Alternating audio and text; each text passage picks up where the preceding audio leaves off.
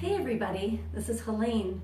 I'm an artist and art educator in Maine, and I heard you kids are going to be home for a while.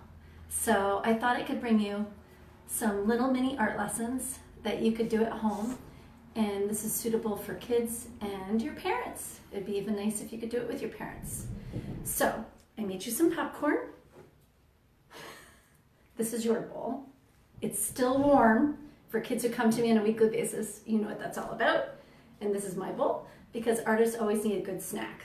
And if you're of age, you know you need to also drink some coffee. So I have some coffee here, and to be sure that we don't put our paintbrushes or our drawing pencils in them.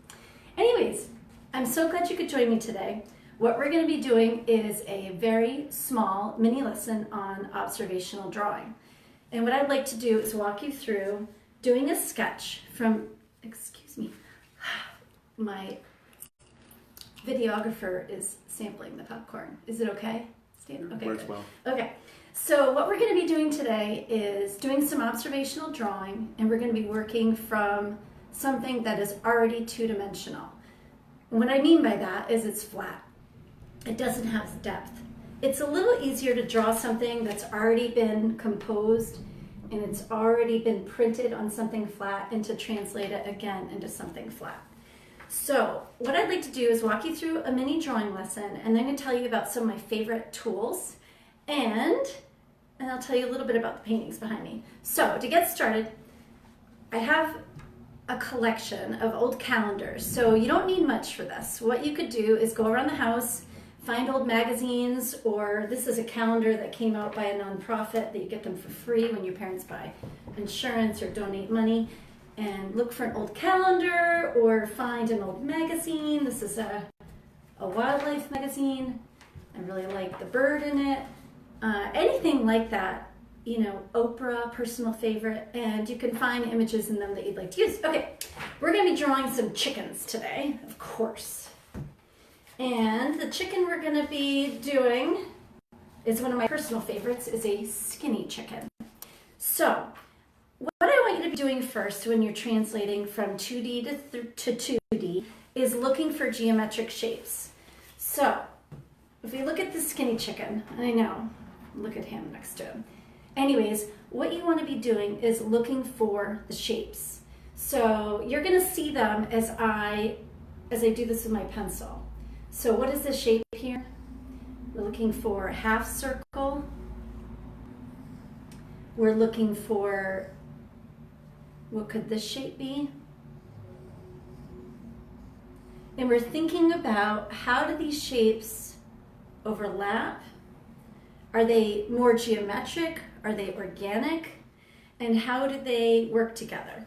So if we were going to draw this skinny chicken, we could draw the fatter chicken later. We want to think about those shapes and translate them. Now, I always get lots of questions about pencils, and a number 2 pencil is just fine for this. But let me just walk you through before we go into the shapes, because you're going to want to know which pencil to use. Just use a number 2 pencil, or whatever you have at home. I'll talk to you more about pencils in a second. So let's go back to the skinny chicken. I'm going to move my popcorn, get my paper ready.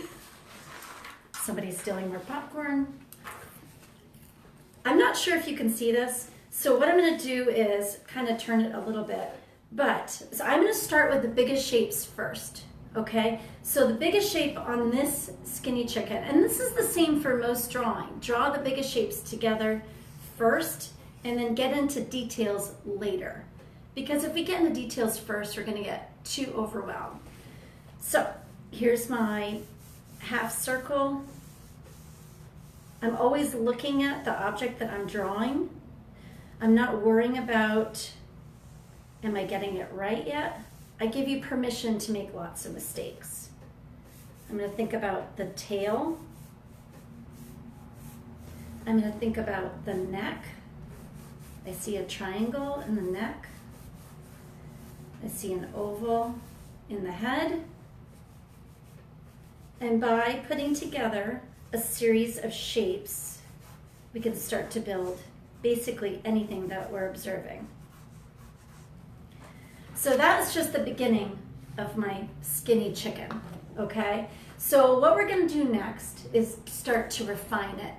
And what that means is looking again at what I'm translating and starting to add some of the details.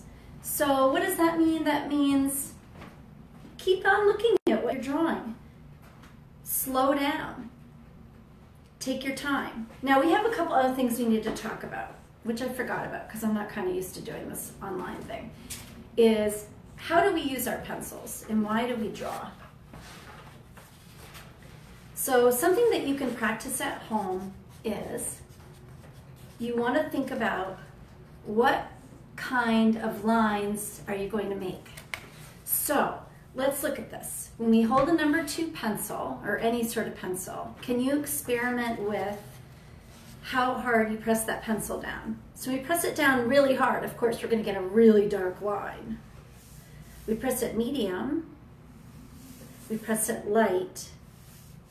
Other kinds of lines you want to think about are connected lines, which is a line where it never, ever, ever leaves itself, or a broken line. It's where a suggestion of the line is connecting, yet it kind of suggests some three-dimensionality when you make a broken line. You also want to think about when you're being very intentional or you're being really confident. So you've got your chicken, and I'm really feeling good now about drawing the edge of his head. I feel really good about where does his feathers start to go out. Those are things to be thinking about. And whether your line is more, it's more expressive. Whether you're doing it for fun or you want to just play. So when I am doing my artwork, I'm always asking myself, well, what would happen if, and what would happen if I tried that? So a lot of people get really caught up with trying to be more concerned about what other people think about their work. And it's better if you just kind of get into your own space and allow yourself to make mistakes and just ask yourself, what would happen if I tried this? So maybe the first thing we should do is, before we draw the chicken, practice making lines. Fill your whole page with lines. Say, what kinds of lines are these? And how dark is it? Is it a broken line? Is it a fluid line? And you can also experiment with different sorts of pencils. So I'm going to show you some of these pencils. And if you have a number 2 at home, the reason why we use this is a fancy number 2. The reason why we use number 2s in school is they're really hard to erase. So the higher the number, the pencil, the softer the pencil tip is, and the more willing it is to go away. And there's lots of different kinds of erasers too. Typically though, there's kneadable ones and then there's the rubber ones. I usually like these rubber ones. If you're using a soft pencil, you can go all the way back to clean. If you're lucky enough to have one of these kneadable erasers, when they get dirty, it's good for blending, and you can knead them until they get nice and clean again and go again. Okay, so what I would like you to be doing is to be finding something at home that you would like to draw from, something that's already 2-dimensional, it's already been flattened. I want you to be looking at the shapes that make and put together to create a form, and I want you to practice drawing them. Now, why is it that we draw? Well, there's a lot of different reasons why we draw. One is, it's a way to find some quiet. And we're going to be experiencing a lot of quiet at home, or maybe not. But I want you to use it sometime to be meditative. The other reason we draw is it finds another way to, connect what we see and what is going on with our hands. So it develops fine motor skills. It also can refine gross motor skills. If you're drawing with your whole arm, there's something else going on there. The other reason that we draw is to communicate. So maybe you want to create a drawing and you want to share it with me to communicate something, how you're feeling about the universe right now. That would be kind of cool.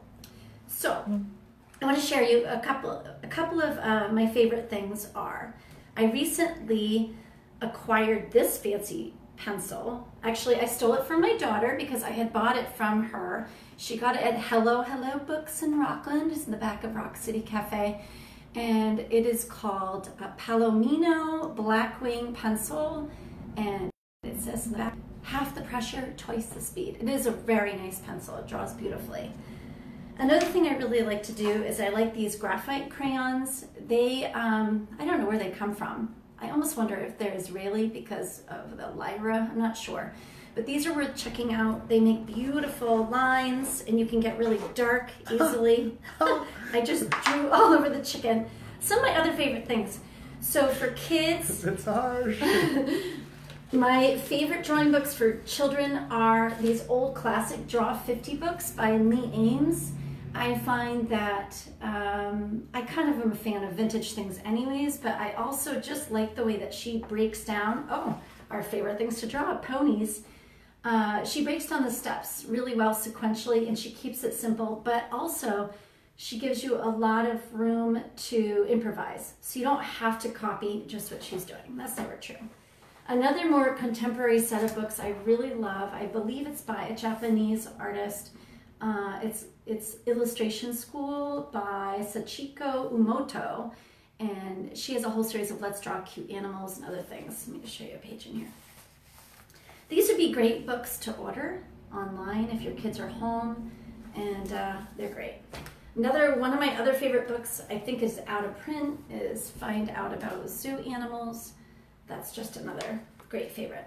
Let me show you one more. Pages in it. It talks a little bit if you want to integrate drawing and the arts into what you might already be doing at home. Is it talks about where animals are from, what their environment is like, and that's just a great opportunity to integrate arts into what you're already doing. And an old classic that we all know about is Drawing on the Right Side of the Brain. So this is a good one that you can walk through and do it together. Okay, so this was an experiment. Thanks for hanging out with me. And I'm going to leave you with just showing you behind me are some paintings I've been doing in the Ancient Museum of Encaustic of winter here in Maine. And it is winter. It is snowing right now. So, adios, my friends. I hope this was fun. And there's something else I'm supposed to tell you that my videographer is saying. Do you want to just pop in, Stan? When are you going to do it again? Oh, yes, I am going to do this again, probably every other day. And today is Tuesday, so I will do this again on Thursday at 11 a.m. Thanks for hanging out with me. I hope this was fun, and I hope to see some of your drawings.